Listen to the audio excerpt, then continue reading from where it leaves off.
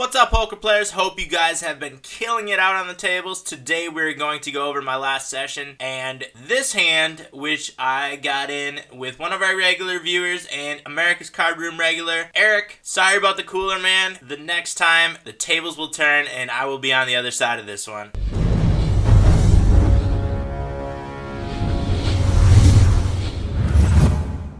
So in this hand, I have pocket kings in the cutoff. I make it 3x. Eric on the button bets to 325, which is 4.33 times my bet size. Blinds both fold, goes to me. Before I make a move here, I'm going to look at Eric's 3-bet premium hand percentage, which is 100%, and his fold to a 4-bet of 0% right here. So when I see this 100%, I'm probably going to get rid of an ace-king from my range right here. I'm probably going to slow down if I were to have queens, and I'm going to raise without a doubt when I have aces or kings with a fold to a 4-bet of 0%. So right here, if you can get inside my head, when I 4-bet here, if you can make some small, very small changes in your game and deduce that I have either aces or kings right here when I'm 4-betting you because of this 0 fold to 4-bet, you might be able to find that fold button. But against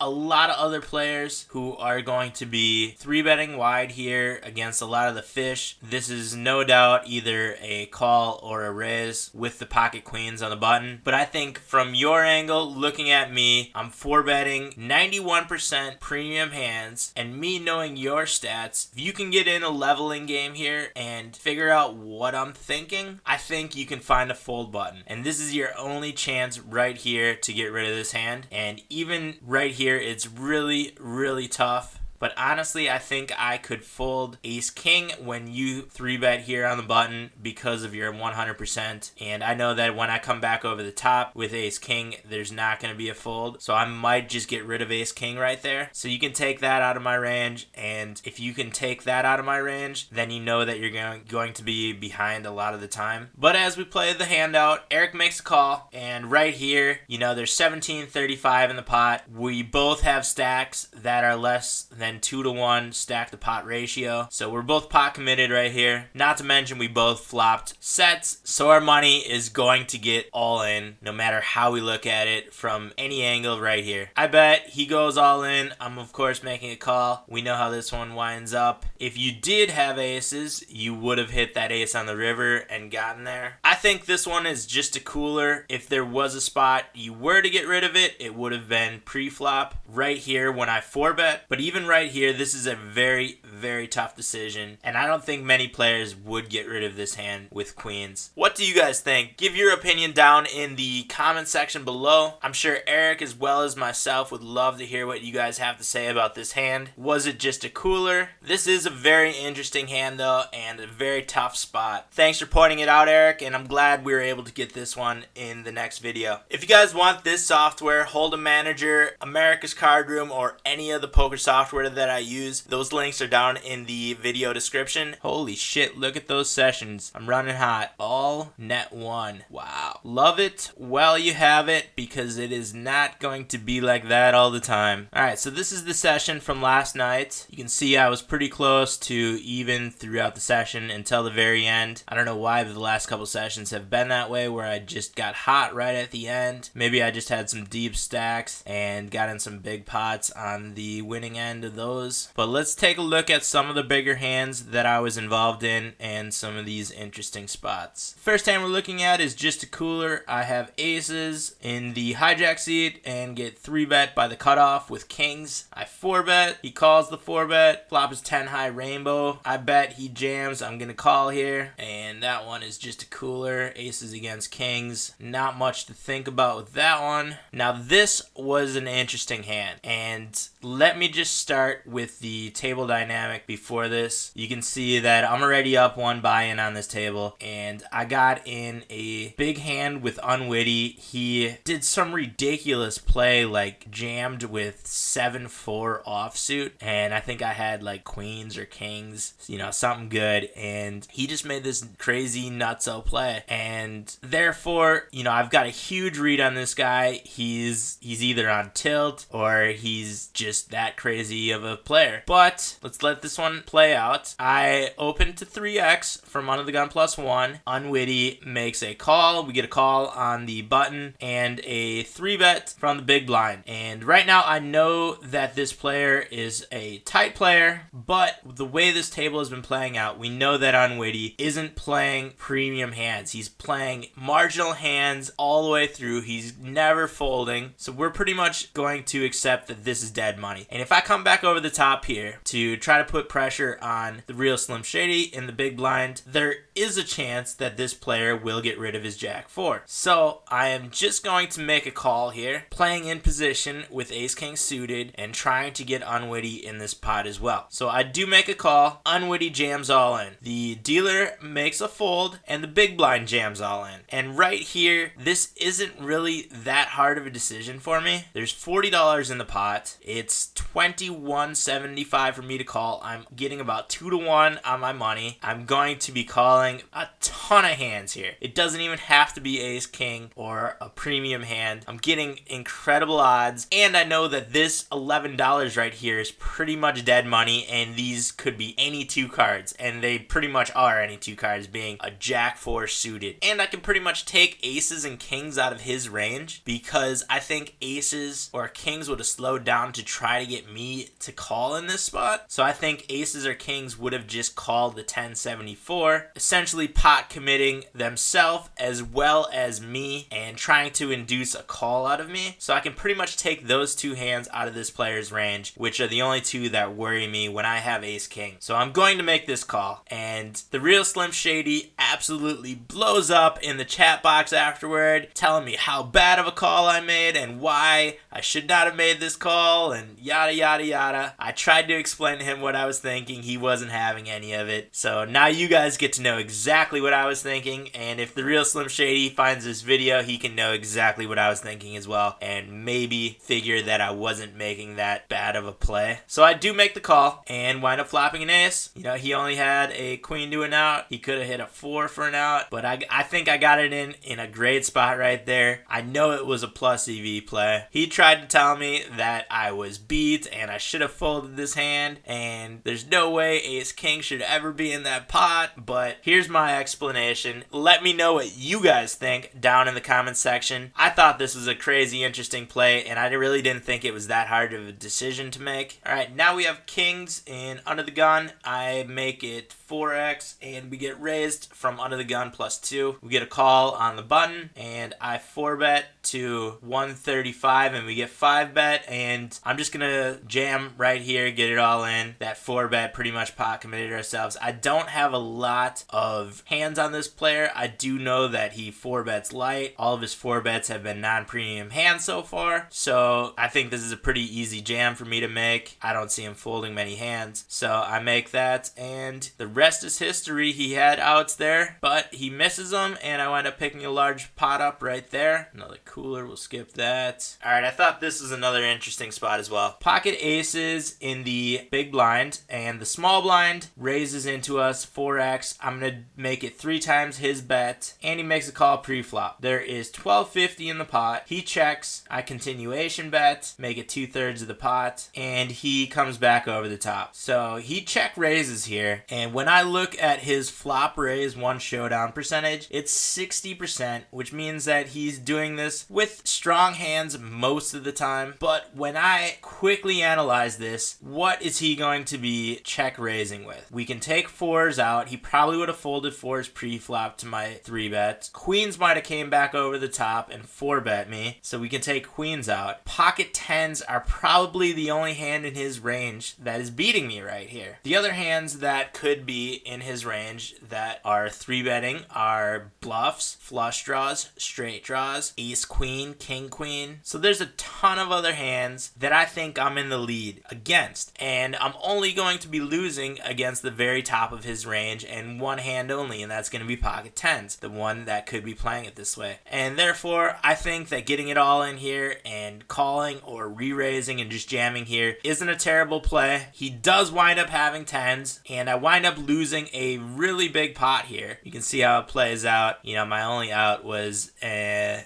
non-heart ace on the river. Do you guys think right here I could have gotten rid rid of this hand? And should I have gotten rid of this hand? Was my thinking correct that tens were the only part of his range that beat me? There is a possibility of queens still being in his range, but I still think there's a ton of other hands out there that I'm in the lead against. Let me know what you guys would have done in the comment section below. This looks like it could be an interesting one. We have pocket kings in the cutoff, early position raise, I 3-bet, and we get a call from the small blind with queen 5 suited. That is an interesting 3-bet call, especially from the blinds. Thank you for doing so. It's a very strong flop for you though. I bet 2/3 on the flop. He makes a call. That gives you even more outs on the turn. I don't think many hands connected with this board, so I am going to keep betting here. 2/3 of the pot again on the turn. He makes a call. 650 in the pot. He's only got 250 behind him. All the draws missed. I'm going to make a queen. That would probably be the only hand that he would be calling with here. Pay. So if he has that queen, he's going to pay me off, which is exactly what he had. Luckily, he missed all those draws. That would have been something if I saw, if he hit a 4 on the river or something, and, I saw queen 5 suited with a 3-bet call pre-flop.